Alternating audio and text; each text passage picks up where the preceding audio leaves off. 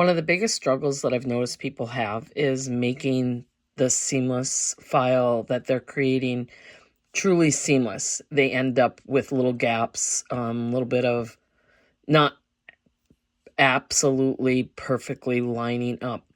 And there is a tip to make that not happen 99.9% of the time.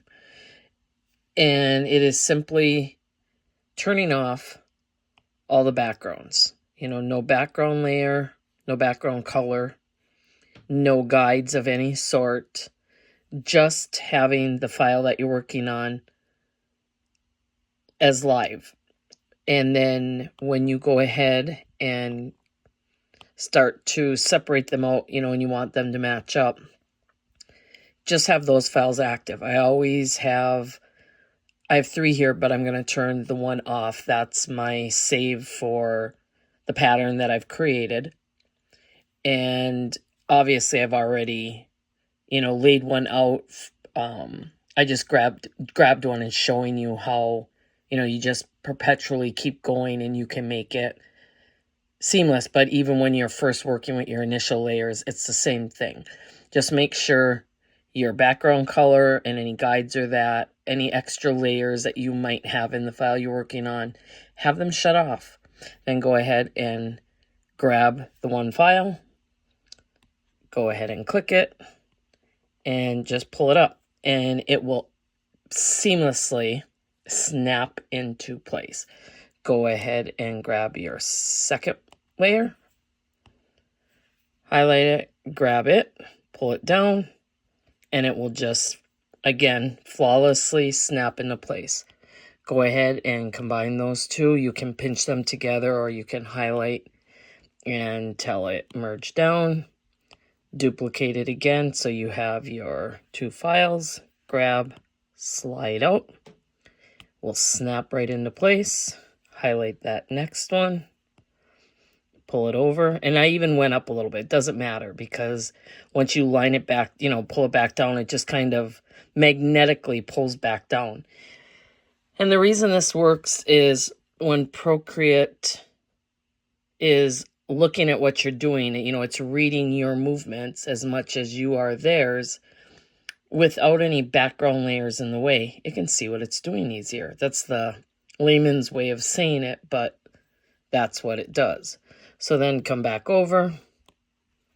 Again, you can grab before I showed you how you and pinch them together. I always leave an extra one of the middle there, so I'm going to leave that down on the bottom. Highlight that. Let's go back and merge down. And now that you're out this far, say you want to go one step further. Go ahead. Again, you only have the one layer highlighted, nothing else. Grab that. Oh. Of course, the simplest thing. It's just the way I'm touching stuff here. Grab that and scoot it up to the corner. Go ahead and duplicate. Grab it. Move it over. I cheat. I do the first 2 and then I go ahead and merge down. You can do them individually. It doesn't matter. Duplicate that and just pull the 2 down at once. Again, they just flawlessly snap into place. And the tip is make sure all your background layers are shut off and you do not have a background color turned on while you are creating the actual seamless file. Say you have a solid background from the get-go. So let's just give this a solid background really quick here. I am going to just drop white in there. We are going to merge down. That's fine. It's still, though you're just working with the one layer, you still have all the other stuff turned off. And it's going to work the same way.